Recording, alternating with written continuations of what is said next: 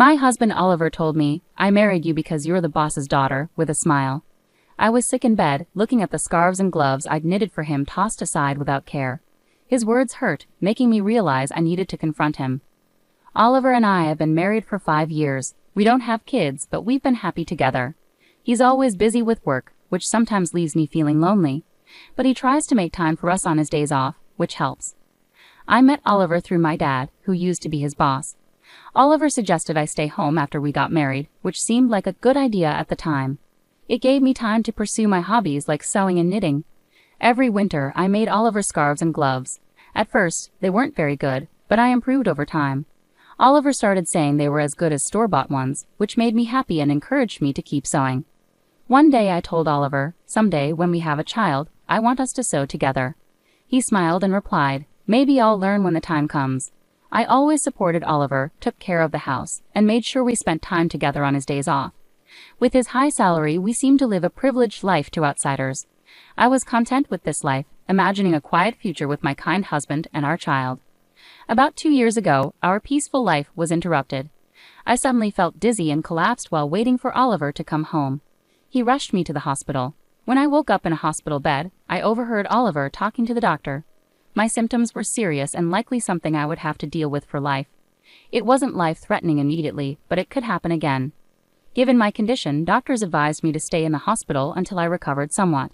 Seeing my anxiety, Oliver reassured me, you'll be here for a while, but don't worry. I'll visit whenever I have time off from work. We'll get through this together. His words and his hand in mine eased my worries. With him by my side, I felt everything would be okay, despite not having any real guarantees. True to his promise, Oliver visited me nearly every day after that. He held my hand, checked on me, and brought my favorite sewing tools when I mentioned how boring the hospital days were. We spent time sewing together and chatting about little things that happened each day. Teaching him to sew was surprisingly enjoyable, and it helped pass the time. But after about a year, the regular visits dwindled. Instead of daily, Oliver started showing up only every few weeks. I figured he must be busy with work and continued sewing, planning to give him the finished scarf I was working on when he visited next. The doctor said I'd be discharged by the end of the year, so I also started making gloves to give him. After a long time apart, I poured my emotions into making the gloves for Oliver. But when he finally visited, he looked coldly at the gloves and said, "Are you still making these? It's annoying." He handed me back the scarf I'd made and divorce papers. The scarf, which I'd worked on tirelessly, looked brand new, untouched since I gave it to him. "You've been in the hospital for 2 years now. I heard you're getting discharged soon, but I can't keep taking care of you," he said. "Let's get a divorce." I looked at the divorce papers. Oliver had already signed them. I thought, so this is how it ends. Truthfully, I'd thought about this possibility ever since he stopped visiting regularly. I tried to convince myself he was just busy with work, but I knew the real Oliver wouldn't neglect me like this. If work had gotten in the way, he would have told me. When he stopped coming without explanation, I knew this was coming. That's why I managed to ask calmly why he wanted a divorce. I wasn't trying to hold on to Oliver. In fact, I knew I had probably become a burden to him. If the kind Oliver I knew wanted a divorce, then I guessed I had no choice. But since Oliver had promised we face things together, I was curious why he had changed his mind. When I asked him, still dazed, Oliver replied harshly, "Isn't it obvious? Since I married you, it's been nothing but trouble. I'm tired of those scarves and gloves you give me every year. I only married you because your father's the boss. How am I supposed to handle you getting sick on top of everything?" He laughed at me mockingly, saying he was fed up with dealing with me. It seemed he resented my innocent enjoyment of our life together. Whenever I talked about happiness, love, or loneliness, he seemed to think I was foolish. Who even wears handmade scarves anymore without feeling embarrassed? Getting those things from you is annoying and a hassle. As Oliver spoke, I noticed he was wearing a luxurious scarf that I hadn't given him.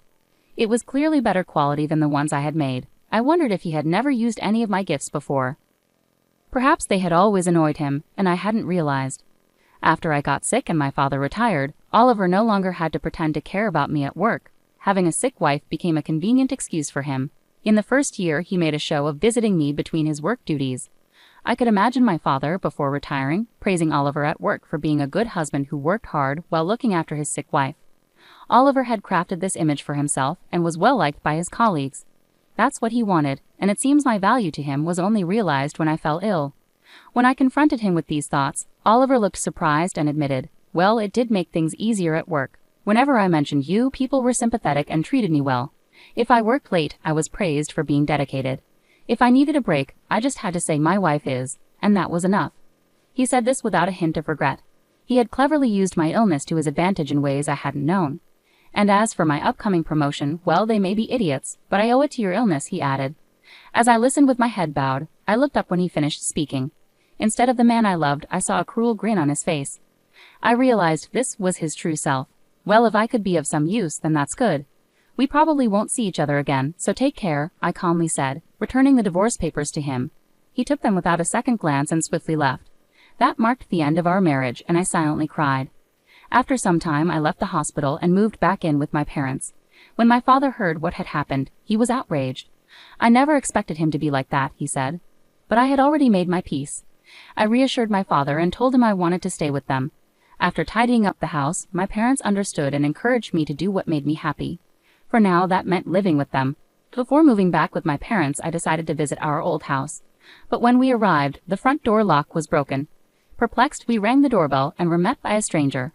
I asked him about it, and he told us he had bought the house a few months ago and was now living there happily with his family. My parents were furious, but I chose not to disturb the new residents and quietly left.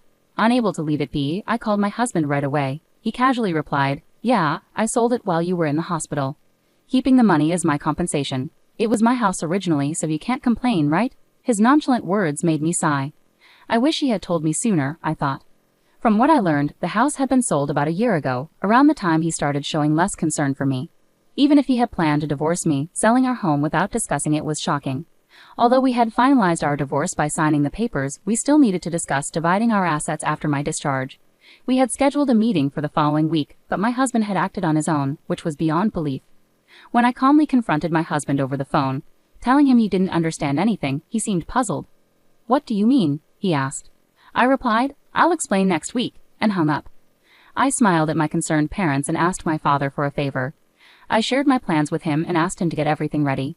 "I've already prepared all the necessary documents. There's not much time before our meeting next week, but we'll manage," my father said, with a slightly worried smile. As my father, he probably felt guilty for introducing me to my husband. His anger toward my husband spurred him to do everything possible to help me. I thanked him and looked forward to our meeting day. Just imagining my husband's face made me smile for the first time in a while. With my father's support, I got ready for the meeting. We decided to meet at my parents' house. We sat in a row, my parents and I on one side, and my husband on the other. He must have known my parents were hurt by the divorce, but he seemed indifferent now. He probably felt there was no need to respect my parents anymore.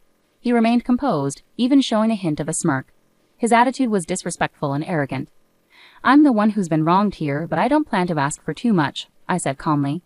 "The money from selling the house will be enough," my husband replied, trying to appear generous. My father's face turned red with anger, but I gently placed my hand on his to calm him. We knew that in this discussion my husband was the one at a disadvantage, so there was no need for us to get overly upset. "Before we proceed, there's something important to discuss," I continued, and my father handed over a document. It proved that the land under the house my husband sold belonged to my father. "Yes, the house was in your name, that's clear. But the land belongs to my father, and he holds the title," I explained, showing him the document. My husband frowned slightly. "So what? The house was still mine. No one can complain. Do you think this gives you a way to get back at me?" He chuckled as if he found the whole situation absurd. "It's true that legally, selling the house under my husband's name posed no issues, even though the land belongs to my father," I explained further. "However, this creates a significant problem for the family who bought the house. You sold the house, right? But since my father owns the land, you could demand rent from the family living there. Wouldn't that cause trouble?" I questioned. "We're not planning to take that step, but we won't give up our land rights for nothing. In this situation, our plan is to offer the family the opportunity to purchase the land. We won't ask them to leave or charge rent monthly, but it would be problematic if they refuse to buy the land. Originally, my father intended the land as a gift for us to live on, not to be given away freely to strangers. If they refuse, the family who bought the house might even sue you because the deal wasn't as they were led to believe. Imagine their frustration buying their dream home only to find out they have additional expenses." After we confirmed my father's ownership of the land, we went straight to the family who bought the house. When we explained the situation, they were understanding. They agreed that if there were any legal issues, it would be the seller's responsibility, meaning my husband. They mentioned they might sue him if negotiations failed. Seeing my husband's face go pale, I knew he realized the seriousness of the situation. He understood he could face significant financial consequences. In a shaky voice, he asked, "What should I do?" I smiled and replied, The family could buy the land from us to settle everything smoothly. You'll have to cover that cost. Once they own both the house and land, all current issues will be resolved. Since they weren't informed of the land's value when buying the house, they might demand compensation from you. But that's their decision. The problem is, due to its prime location, the land could be worth more than the house. Even if my husband sells all his assets, it might not be enough. In the end, he could be left with nothing. Alternatively, you could buy back the house and pay for the land, along with a relocation fee to the family. This would return both the house and land to your possession. You could then sell them again, possibly making some money. However, after paying the relocation fee, it's unlikely you'd end up with much, I explained. Either way, you're facing losses, I continued. And regarding alimony, your actions have caused me significant mental distress. I intend to seek compensation for that, so keep that in mind. I've come to realize you used me as a pawn for your career ambitions. Now that I know this, I'm repulsed by everything you've done, and I plan to pursue damages for the emotional distress it's caused me.